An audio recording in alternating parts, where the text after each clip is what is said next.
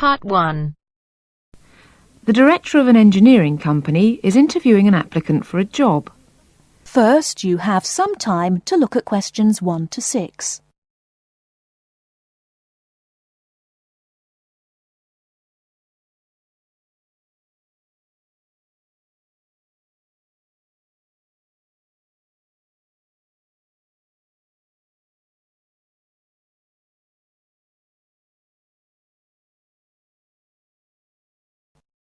Now we shall begin.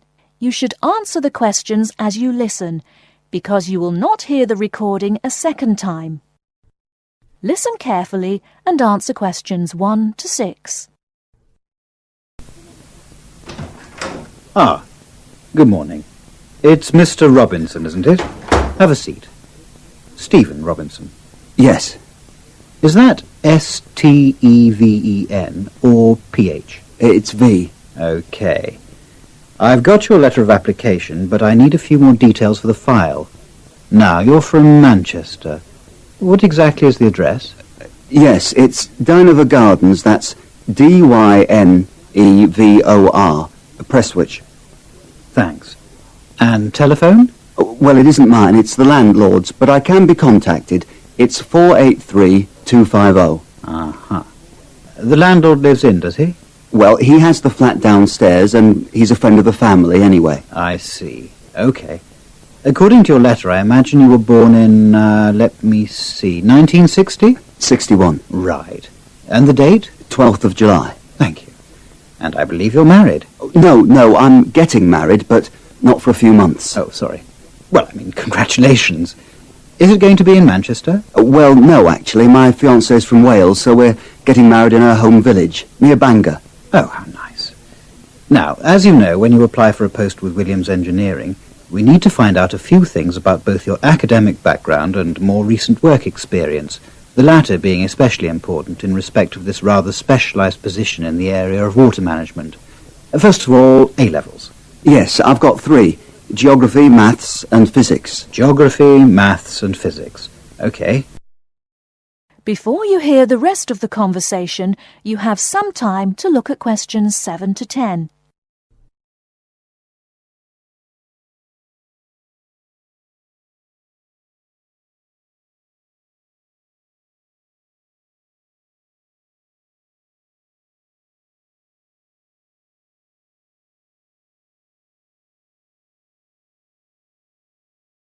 Now listen and answer questions 7 to 10. And what about your degree? I went to Sheffield University and got an engineering degree, with water management as my specialisation. Uh-huh. And as for work experience, I started out after graduating in 1986 in China, working for the Chinese government. Did you work as a volunteer? No, I did get a nominal salary. It was a 2-year irrigation project. That sounds fascinating. How did you organise that? You say it wasn't a British company, then? No. My university had links with a Chinese engineering university, so it was organised at that level. And after that? Then I came back, moved to Manchester, and have been working with Latimer Engineering since then. And what exactly are you doing for Latimer? Oh, I'm working in irrigation again, this time as a project research assistant. Great. I've got your details. Now let's move on to a more general discussion about what we're looking for.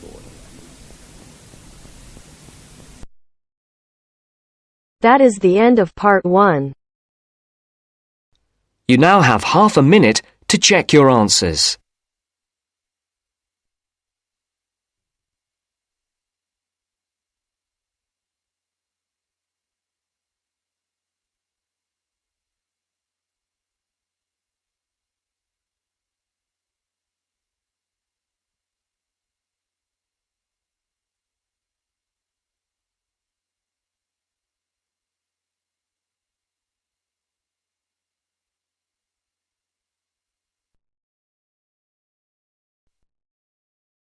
Now turns to Part 2.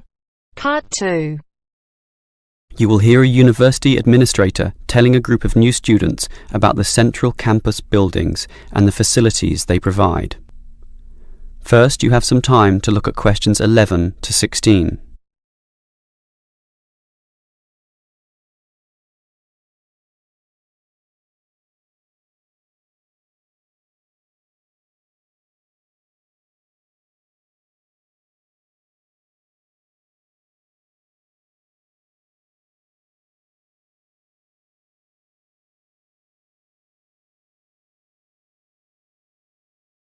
Now listen carefully and answer questions 11 to 16. Welcome everyone to the Brandon Complex, the geographical and, we could say, spiritual heart of this university. This is basically where everyone eats too, as you can see by looking around. There are many different cuisines here, Chinese, Indian and Middle Eastern, plus the usual fare of a local type, all in that corner over there. We have many shops here too, but the biggest is Wilson's, right there, providing clothing and hardware. That's next to all the restaurants. Now, on the opposite side of Wilson's we have 3 shops. The one in the corner there, closest to the restaurants, is for DVDs. Yes, the DVDs are cheap and affordable, and you can also rent DVD players as well. Moving on, in the corner directly opposite Wilson's is the Student Union office.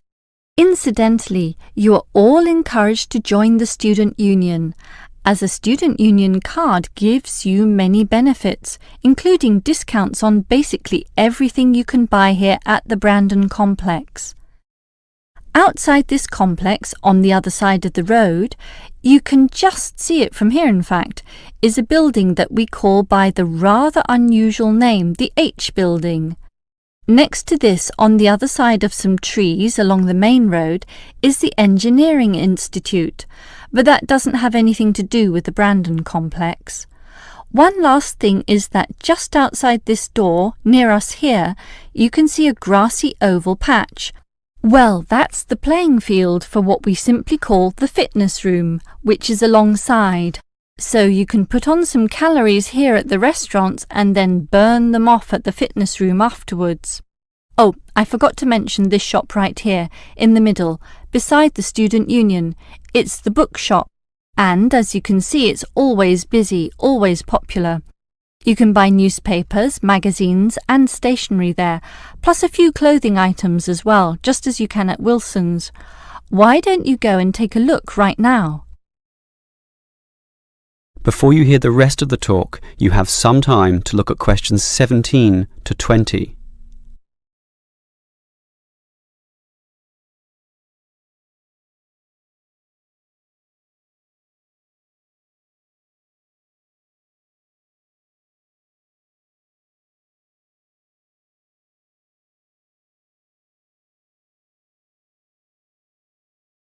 Now listen and answer questions 17 to 20. Now, I'd like to tell you a bit more about one of the buildings here, namely the H Building. Despite its bland name, you might be interested in what goes on there. It is our main recreational centre, with halls, offices and space available for a variety of activities, mostly for those who want to get fit. For example, if you're interested in yoga, you're in luck, since 4 days a week there are free yoga classes. They have several levels, so if you're a beginner, you'd have to start with that. You can check the schedules on the wall there. Yoga used to be at night, but now it's in the mornings, but not on Wednesdays. Along those same lines, there's aerobic dancing in the afternoon. This shares the same room as the badminton games, which are on Mondays, Wednesdays and Fridays. The aerobics are on the alternate days, Tuesdays and Thursdays, and it's not restricted at all.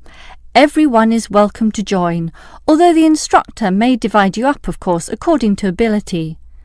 And, just to show how diverse the H Building is, there's even some spiritual solace available there inside the multi-denominational prayer centre, with individual booths and a variety of holy scriptures and texts available to read from all the major religions of the world. That's open all day over the weekend, but not at night time, when the rooms are for private booking. Finally, for those of you of a cerebral nature, the University Chess Club operates at night. That's open from 8 p.m. every, is it Wednesday or Monday? No, sorry, Friday. And I think it closes at about 11:30 p.m. So, there's something for everyone in the H Building.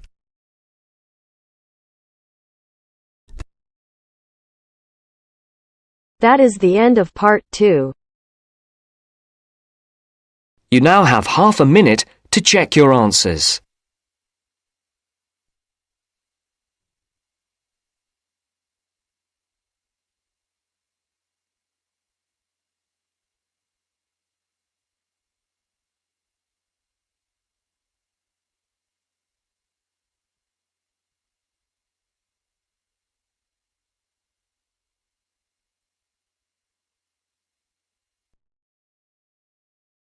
Now turns to part 3. Part 3. You will hear two students discussing a project they have to do as part of a literature course on great books. First, you have some time to look at questions 21 to 25.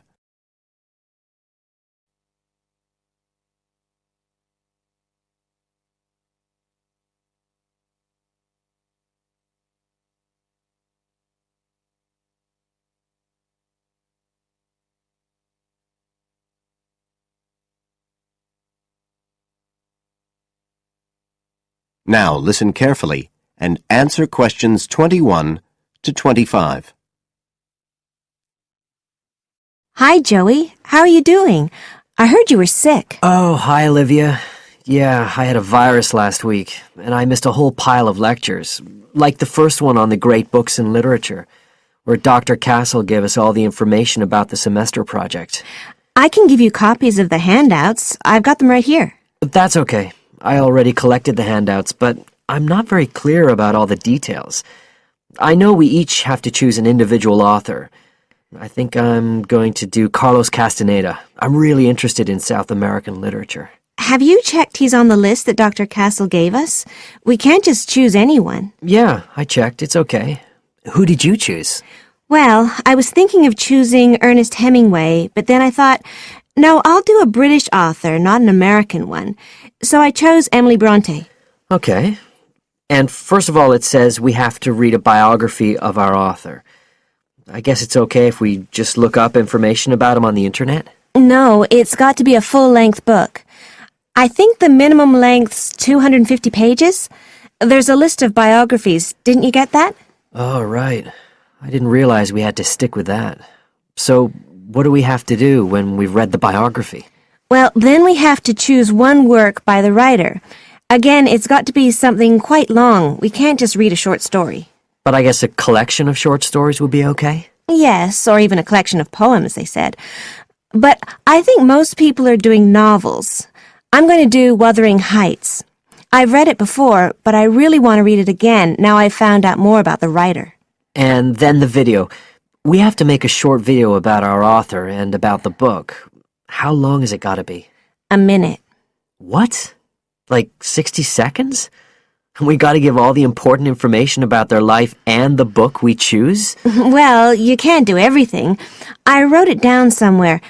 Yes, Dr. Castle said we had to find or write a short passage that helps to explain the author's passion for writing, why they're a writer. So we can back this up with reference to important events in the writer's life, if they're relevant. But it's up to us, really. The video's meant to portray the essence of the writer's life and the piece of writing we choose. So when we read the biography, we have to think about what kind of person our writer is. Yes, and the historical context and so on. So for my writer, Emily Bronte, the biography gave a really strong impression of the place where she lived and the countryside around. Right. I'm beginning to get the idea. Before you hear the rest of the talk, you have some time to look at questions 26 to 30.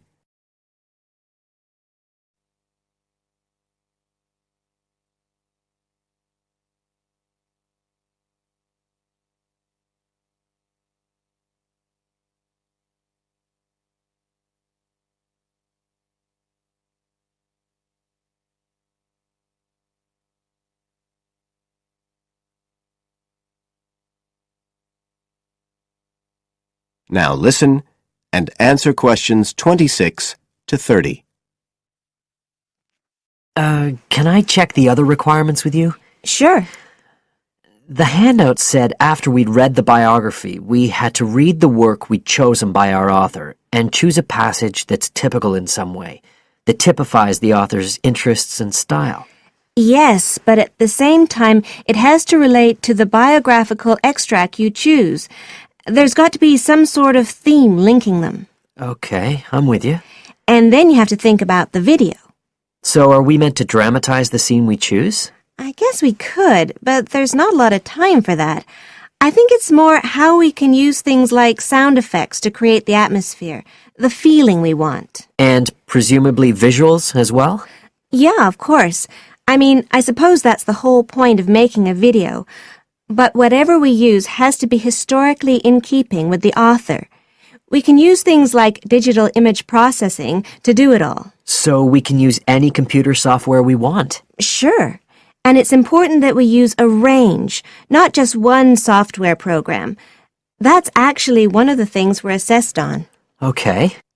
Oh, and something else that's apparently really important is to keep track of the materials we use and to acknowledge them. Including stuff we download off the internet, presumably? Yeah, so our video has to list all the material used with details of the source in a bibliography at the end. Okay.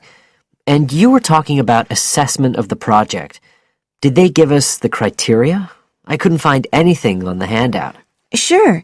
He gave us them in the lecture.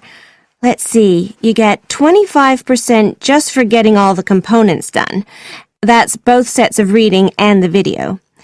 Then the second part is actually how successful we are at getting the essence of the work.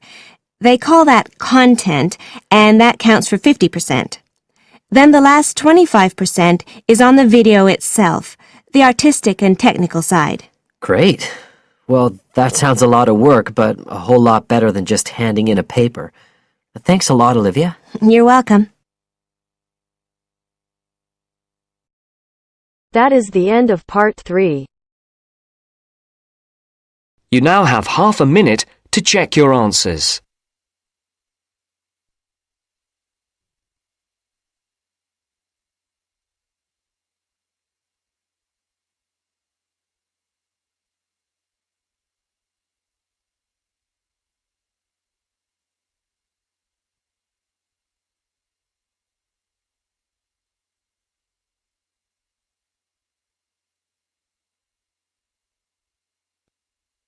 Now turns to part 4.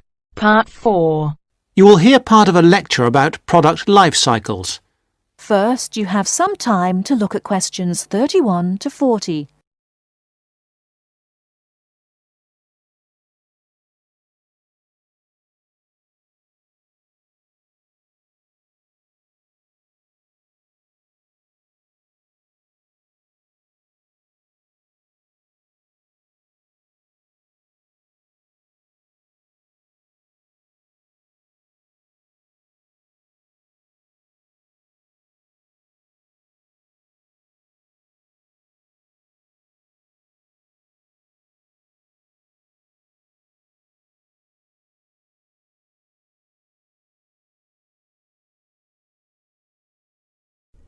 Now, listen carefully and answer questions 31 to 40. I'm going to begin my lecture today with a look at product life cycles. Now, as we go through the product life cycle, I will be trying to raise some issues which are important with regard to each phase of the cycle. I won't have all the answers for you this morning. This one of the lecture series is just to get you started and, I hope, interested. Let's start with the first phase of the cycle, that of product design. This is really the most important part of the cycle.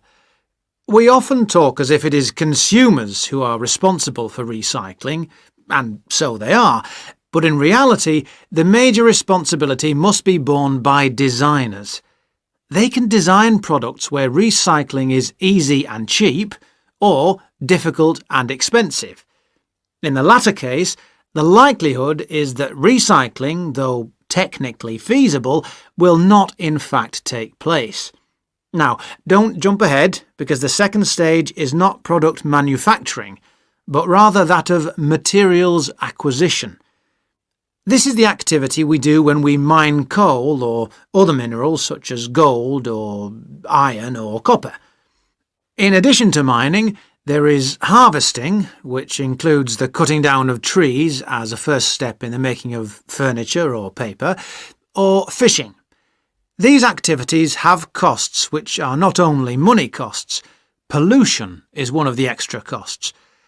We have also to think whether the resources we use are renewable, such as trees, or not, such as coal and other minerals. The third stage is not manufacturing either. It is materials processing. This is where we take the raw materials and use energy to change them into a form that can be used in manufacturing. For example, trees must be turned into paper or oil into plastic. The cotton plants that grow in the fields must be turned into cloth. All of these activities require the use of chemical processes, and, as with all chemical processes, waste is produced, often of a dangerous kind. And now we come to the manufacturing stage. This is usually the most expensive in terms of cost and energy and waste. The wastes are often those that contribute to global climate change. For example, we make 41 billion glass containers, mostly bottles, each year, and we throw most of them away. A lot of manufacturing seems unnecessary if we could only organise things better. And this could mean greater profits for the manufacturing companies too. Stage 5 is packaging. Many products are packed in paper or plastic, which themselves, of course, have their own processes and costs. Excessive packaging is often criticised, but it must be remembered that packaging serves a purpose, often more than one purpose, such as maintaining freshness and hygiene, as well as providing information. In our globalised world, we must never forget the next stage, which is distribution. This is the stage where transportation and energy play a big part. Lorries, trucks, trains, planes and ships all use up the precious stocks of oil and, as we know, generate greenhouse gases, which, as we hear again and again, contribute to climate change.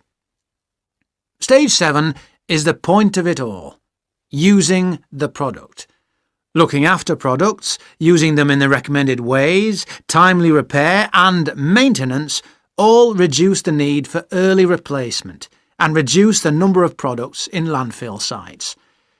We should not encourage the purchase of single-use products, that is, products which are designed for use on one occasion only and then to be thrown away and replaced.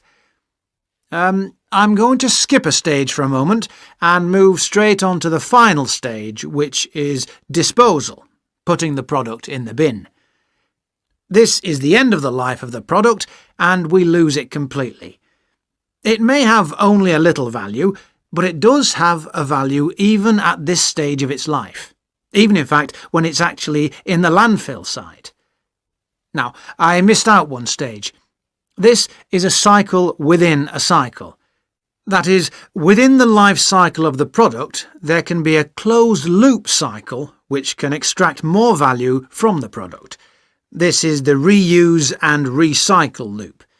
It is a closed loop because, in theory, it can continue forever, though in practice, of course, this is not possible.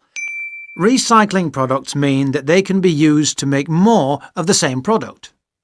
CDs, bottles, books, or that they can be used to make different ones.